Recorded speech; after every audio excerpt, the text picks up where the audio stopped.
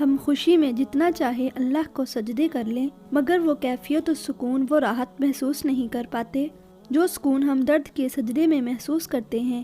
اس درد کے سجدے میں ہم رب کو شدت سے پکارتے ہیں۔ رب ہمیں آزماتا رہتا ہے، کسی چیز کے پا لینے سے، کسی چیز کے کھو دینے سے، کسی کے بچھڑ جانے سے، تاکہ ہم بار بار اس کی طرف رجوع کریں، اسی کو پکاریں، اسی کو یاد رکھیں، اسی کے پاس لوٹ آئیں، اس کے آگے سر بسجود ہو جائیں۔ بے شک وہی ہر چیز پر قادر ہے، سب کچھ اسی کے ہاتھ میں ہے۔ ہم ہر بار اللہ کی یاد سے غافل ہو جاتے ہیں، وہ پھر سے ہمیں کوئی درد عطا کرتا ہے تاکہ ہم اس سے تعلق مضبوط کر لیں۔ وہ اتنا رحیم ہے کہ ہمیں غم بھی اپنے قریب کرنے کے لیے عطا کرتا ہے کہ میرا بندہ میرے پاس لوٹ آئے۔